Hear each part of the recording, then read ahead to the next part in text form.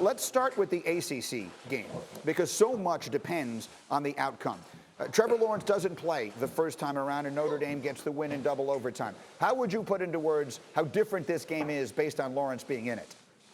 Listen, I think DJ Uiagalelei is a great talent, and he's going to be a great quarterback, but he does not even compare to where Trevor is right now. And that's not a knock on DJ. That is just saying it's hard to replace a quarterback that's taken your team to 2 national championships and won one of them. It's hard to replace what a lot of experts believe is the top prospect in the NFL draft. It's hard to replace that leadership, a guy that everyone trusts around you.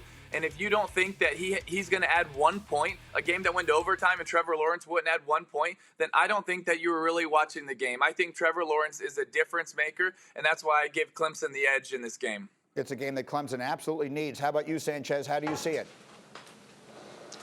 Yeah, I agree. The only thing, DJ Uiagalelei, he threw for 400 yards. He played his butt off. I think the 2 issues in that game were 2 kind of uncharacteristic plays by Clemson. You had the pitch and the fumble by Etienne, and then a fumble by Amari Rodgers that gave Notre Dame a ton of momentum. That really changed the landscape of the game, but Tim's totally right. Trevor adds this element of leadership, a guy who has so much experience, and I think these guys are just going to be calm and ready to jump out of their skin and beat up on Notre Dame.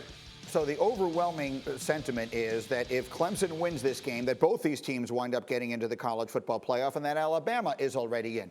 That brings us to the game that you'll be covering tomorrow, Tim, and that's the SEC game. After Florida's really disappointing loss last weekend against LSU, if they pull off the upset tomorrow, do you give them a chance to wind up being in the football playoff? Well, then I think you're really comparing them. There's a lot of stuff that can happen, but if you're just comparing them against A&M, 2 teams that would be competing to get in, is you would look at Florida and you would say, okay, you probably have the best win in the country against Bama, and you're the SEC champions, but you also probably have the worst loss of all the top teams competing to get in the playoff. Versus A&M, where your loss is a good one against Alabama, but you did beat Florida head-to-head. And so you really got to look and say, okay, you have head-to-head or you have a conference champion. And in my opinion, and I know Gator Nation is going to hate me for saying this, but the game's got to matter. And so I would probably vote head-to-head. I think some people are going to give more weight to the championship, and it is hard to win an SEC championship. It is incredibly hard, but I also think the game has to matter, so I would probably lean towards A&M, but you also want to see how the games are played. That's important as well. How about you, Mark? If Florida wins that game tomorrow, the committee seemed to leave them in a spot that they could justify putting them in if they wanted to. That created a lot of controversy this week. If Florida wins tomorrow, do they get in? I think you got to give them a shot. The only thing we're forgetting, what about the Pac-12? You said all the big games are tomorrow. What about the game tonight? USC, Oregon. Can we get some love out in the Pac-12 out west? Well, let's talk about that. Guys. There are 2 things that I count on every Friday. 1, you're going to name a quarterback as the most important player in an NFL game. And 2, you're going to work USC into the conversation. A lot of people were talking about them before Tuesday.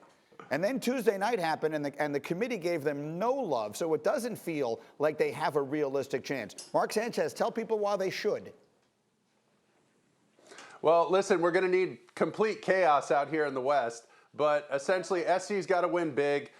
Some people call them the Fighting Reese Davises. For this episode, we're going to refer to them as the Fighting Mike Greenbergs. But Northwestern's got to upset Ohio State big.